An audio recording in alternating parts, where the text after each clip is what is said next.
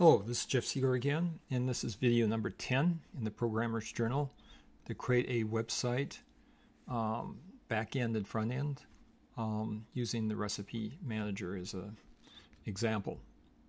In our last video, we talked about how to debug in Visual Studio Code, both at the Angular level, the TypeScript level, and also at the server level using Node.js. You can also debug using the Chrome developer tool, but in order to do that properly, we need to make sure that a parameter is set in our angular.json file. So let's go there. Let's go to our code, and if you bring up this Angular JSON file, if you search through, there's this default configuration that's right underneath this development. This is these configuration settings. And right now it's set for production. And when it's in production, I'll show you what it looks like when we try to open the debugger in Chrome. So let's run the server, launch Chrome.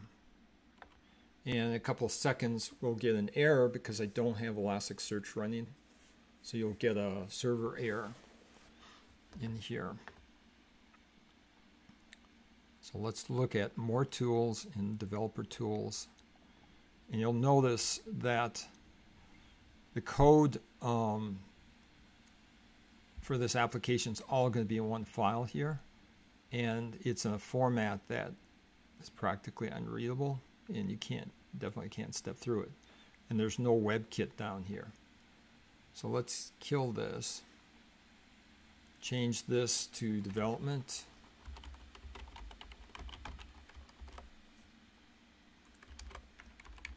Recompile.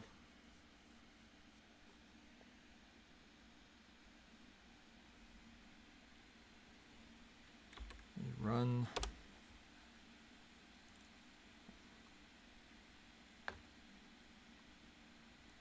Open up more tools, developer tools, and now you look at the main, you've got all of this code that's very readable, and you can actually step through this. But the preferable way, so that you can actually step through your components, all these components are thrown in this one file. They've got this convenient Webpack. So we open it up, and this mimics our hierarchy in our folders. There's an app folder. And now you see all of our components here. So if we wanted to breakpoint on the landing page, if you click these things, these are breakpoints. So if we go back here and refresh, you'll see, oh, this indicates that we've hit the breakpoint. And we've got these tools here to step over the code, step into the code, similar to what we have done in the past. So I won't go into any more detail there. We're going to do most of our debugging in Visual Studio, but just be aware of that, so that when we release this in production, it's best to set that flag to production instead of development, unless we want to do some debugging. So at this point, so let's kill that. So what we're going to do, what's on the agenda? In this video, we're at last going to import all of our recipes and the inventory of items that we have on hand. And I'm going to do that with the import page. Now I'm showing this command here.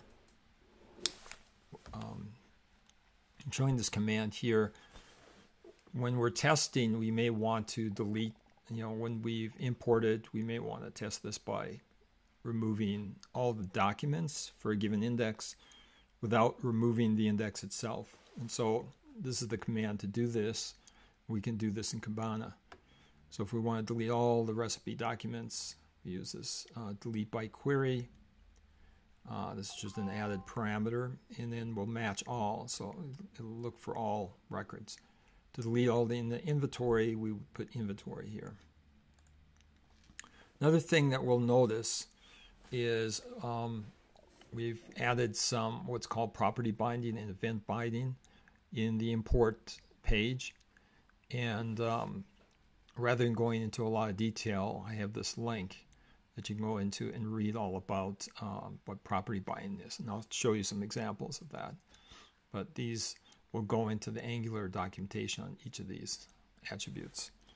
So let us now go back to our app.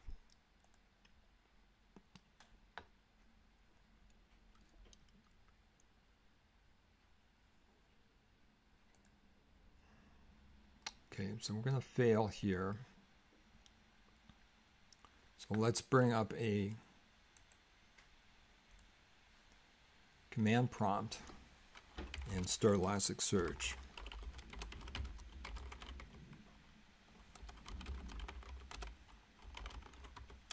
We're in the midst of a thunderstorm right now, and you may hear some thunder.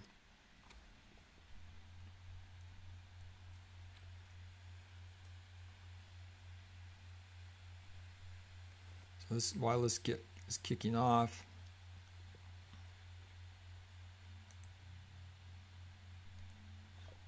I'll launch Cabana as well. Oops. We want to do the 8 version.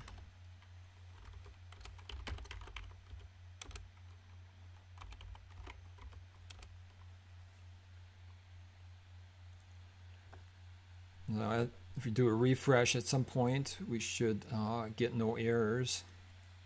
In stock, no data in here so far.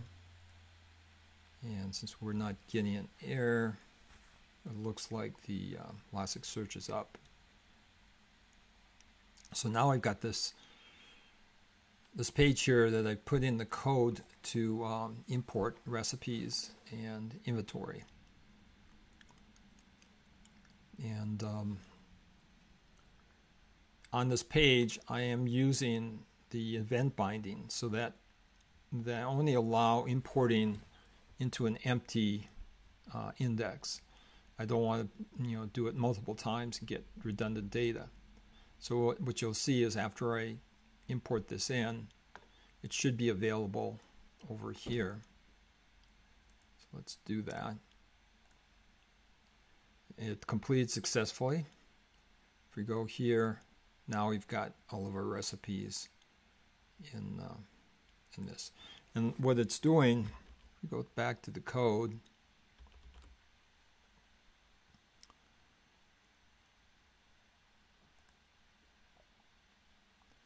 In this case, I store the data of the recipes on the server side, not within the Angular source. If you look at this assets folder, this is where we store information related to the graphical user interface. So for example, I just put this in. It's got some pictures of that I've taken of the recipe items, and but what I've done is I've stored it in the stored it in this data folder, not this data folder.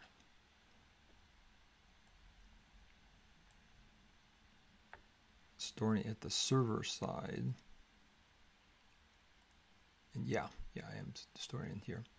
So in this data folder, these JSON files actually represent each of the recipes. So I'm doing 2 types of import. One is one document at a time, which are the recipes themselves. And then I'm doing a bulk import for all of the inventory items.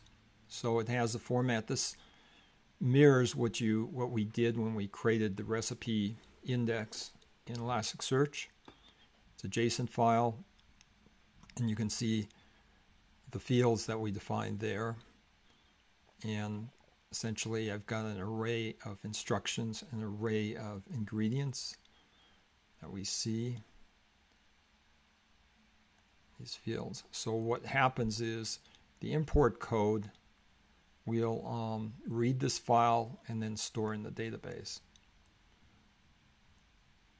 Yeah, and if you look at the inventory, it's slightly different format since it's doing what's called bulk. So it reads one file and sends all in, and this is the command, and then this is the document that it's putting in. So this is faster for lots of data. Index really means create a new document in this case.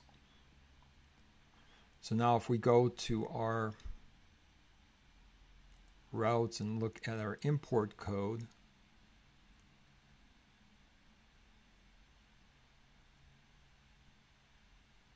the factory represents the recipes. And so what we see is I'm going through, so I've got an array of these different recipes. I read each of those files in, parse the data, and then this is the Elastic client call to create a document associated with that.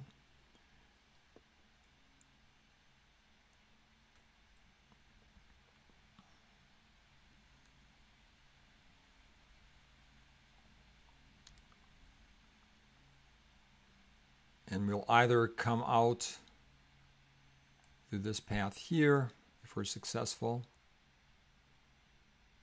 and then we send back a 201 is a normal status of adding records, and if we get a failure, we'll come through this path here. So this is basically at the server, and it sends it back to the client. If you look at the inventory, slightly different. It reads one file, and then it uses this client bulk, which means you're going to have a series of commands and multiple documents to import. So now let's actually do the import.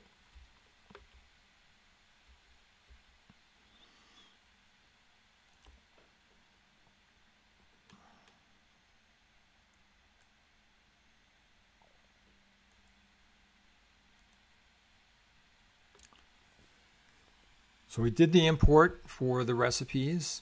What happens, I've got some data binding in here, not data binding, the property binding, so that it turns this button red and you can't press it again if it's already in there. And the import inventory we haven't done yet. If you go to in stock, we see the categories, but we don't see what I have. If I click on this and hit that successful, we come into here, and now this shows the status of all the items that I have on hand. So we've got all our data in, and you can now actually look at the shopping list. And the way this code works is we can do drag and drop. So if I say I'm looking for some drinks, and drag this into the shopping list. Maybe we need some beef broth, need some vegetables,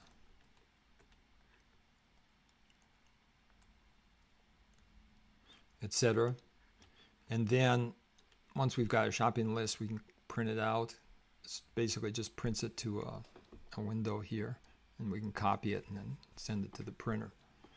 So this is all working. If we go back to this code, let's look at the import code with these buttons, see how that works. So now we're not in the server, we're back to the Angular code, which is in source, app, and look at the import data. Let's look at the HTML. So we've got two buttons. One is for the recipe and one is for the inventory. What it does is this is the syntax that we put in on this button. And what this means on the left side, this is a property of the DOM for this particular button. And what it does on the right side, this is treated as a variable in the code. And so if this is true, then it disables this button.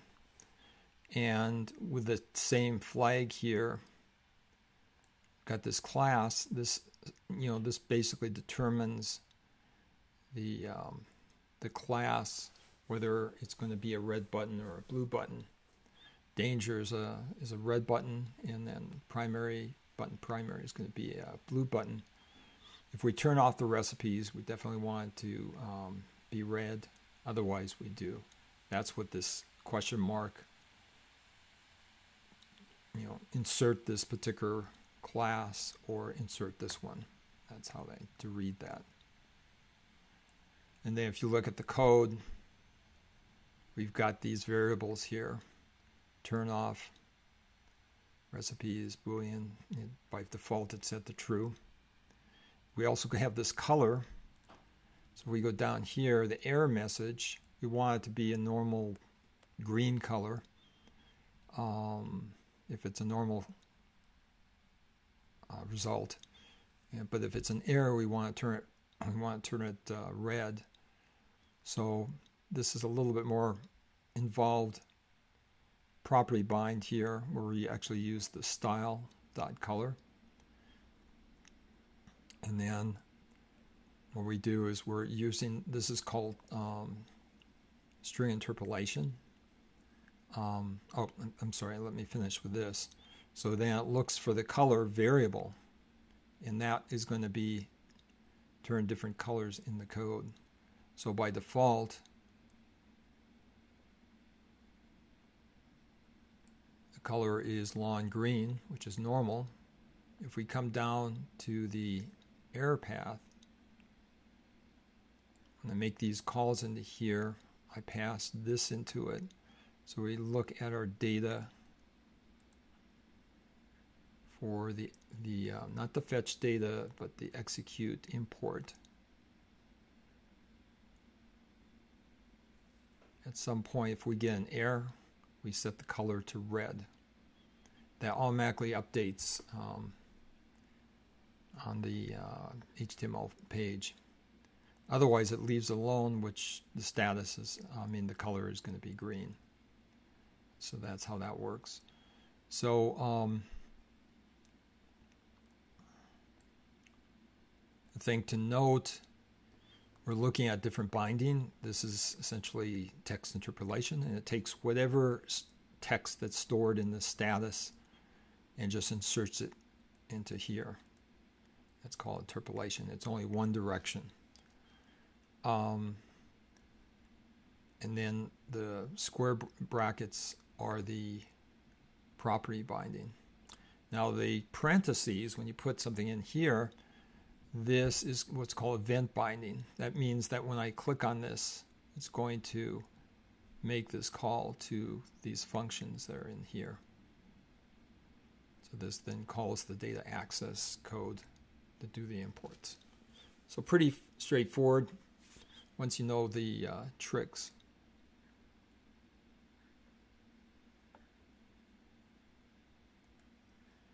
Now let's test to see if our buttons work properly. So what we're going to do is we're going to go to Cabana.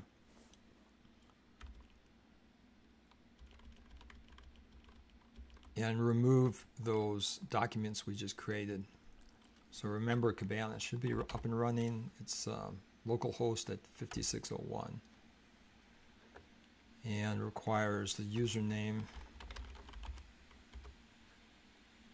Then password.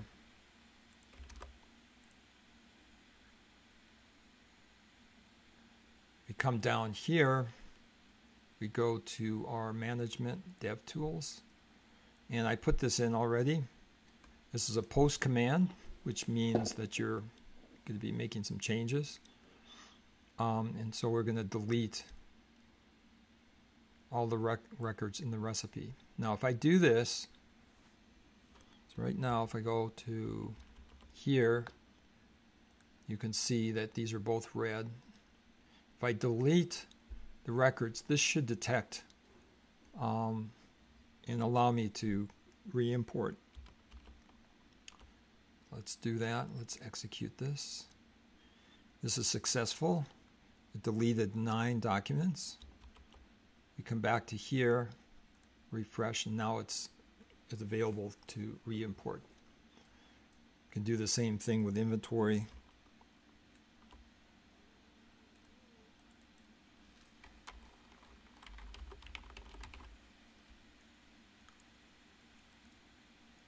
Deleted a total of 107 records there.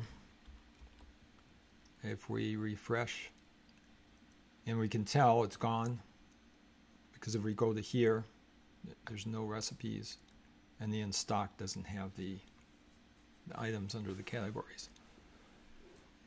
So finally, we've got this in. I want to make a note that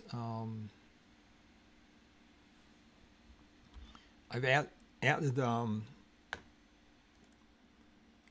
a README file to our repositories.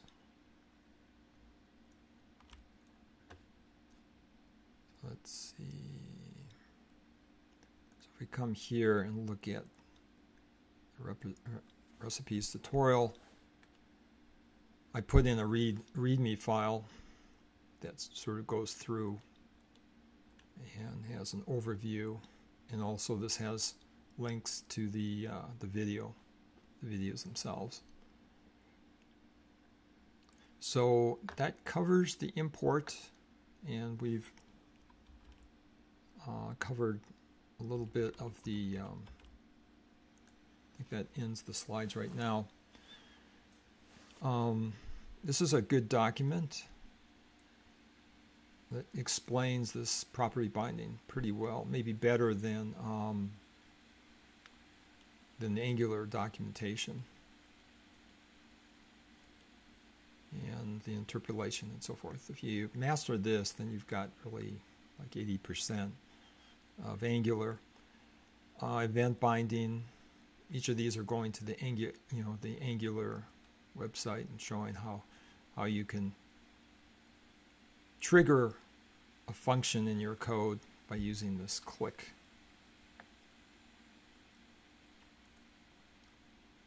It even has attribute binding, which I haven't used yet, which is a little bit slightly different than the property binding. And then there's a thing called two-way binding, which we'll see when we actually start editing recipes. So at this stage, I think this is a good time to break. And then the next one we'll decide what we're going to do, because this is actually the current code, and so I'll need to add some more functionality, make it a little bit better. Until next time, happy coding.